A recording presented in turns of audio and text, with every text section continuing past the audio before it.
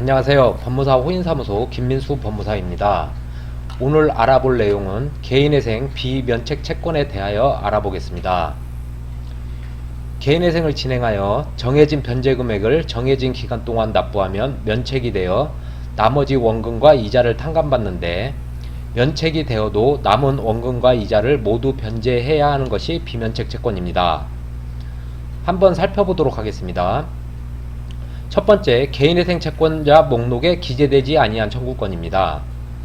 신청 시 채권자 목록에 채권자가 누락되었다면 이 채권은 면책되지 않습니다. 그러므로 누락된 채권자 발견 시 인가 전에는 채권을 추가하여야 하며 인가 후에는 채권을 추가할 수 없으므로 별도로 변제하시든 개인회생 사건을 폐지시키고 누락된 채권을 포함하여 처음부터 다시 진행해야 합니다. 두 번째, 제583조 제1항 제2호 규정에 의한 조세 등의 청구권입니다. 세금 즉 건강보험, 국민연금, 고용보험, 산재보험, 국세, 지방세 등은 비면책 채권입니다.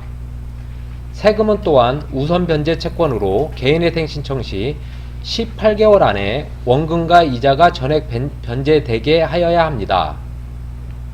하지만 연체이자는 계속 늘어나고 있어 개인회생이 끝나도 늘어난 이자는 별도로 변제해야 합니다. 이유는 비면책 채권이기 때문입니다. 세 번째, 벌금, 과료, 형사소송 비용, 추징금 및 과태료는 비면책 채권입니다. 이는 죄를 범하거나 규범을 지키지 않아 국가로부터 금전의 징수를 당한 것입니다. 이 채권을 개인회생 채권에 포함시켜 면책이 된다면 사회 규범을 언제든 지키지 않아도 된다는 생각을 국민들이 할 수 있습니다. 네 번째, 채무자가 고의로 가한 불법행위로 인한 손해배상입니다. 예를 들면 타인의 물건을 일부러 부셔버리면 이에 대한 물건값은 비면책됩니다. 하지만 실수로 부셔버렸으면 고의가 아니므로 면책이 됩니다. 다섯 번째, 채무자가 중대한 가실로 타인의 생명 또는 신체를 침해한 불법행위로 인하여 발생한 손해배상입니다. 이는 사람의 생명 또는 신체의 문제이므로 네 번째의 물건은 중과실도 면책되지만 사람은 더 조건을 강화하여 중과실도 비면책 채권입니다. 차로 중앙선을 침범하여 반대편 차와 부딪혀 반대편 차의 탑승자가 다쳤다면 중앙선을 침범한 것이 비록 고의가 아닌 실수라도 10대 중과실에 포함되어 탑승자의 치료비는 비면책 채권이 됩니다. 이때 중과실로 중앙선을 침범하여 반대편 차를 부셔서 차에 대한 손해배상 청구권은 4번의 네 번째 비면책 채권이 아닌 면책 채권이 되는 것입니다. 물건은 고의일 때만 비면책 채권이 되는 것이기 때문입니다. 여섯 번째, 채무자의 근로자의 임금, 퇴직금 및 재해보상금은 비면책 채권입니다.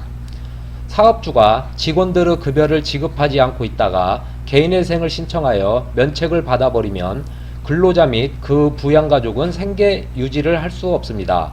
그러므로 급여 등을 비면책 채권으로 하였습니다. 일곱 번째, 채무자의 근로자의 임치금 및 신원보증금입니다. 예를 들어 업무가 큰 돈을 만지는 업무를 하기 때문에 입사시 조건으로 사업주에게 5천만 원을 예치하고 근로를 하는 경우가 있습니다. 이 경우 급여와 같은 성격이어서 비면책 채권인 것입니다. 여덟 번째, 채무자가 양육자 또는 부양 의무자로서 부담하여야 할 비용입니다. 채무자가 이혼을 하고 미성년자 자녀에게 매달 양육비를 지급할 책임을 지는데 이는 면책되지 않으며, 부양 의무자는 노모를 부양할 의무가 있음에도 이 채무를 개인회생 채권에 넣어 면책을 받으면 천륜을 거스르는 일이기 때문입니다. 오늘은 비면책 채권에 대하여 알아보았습니다. 지금까지 법무사 호인사무소 김민수 법무사였습니다. 감사합니다.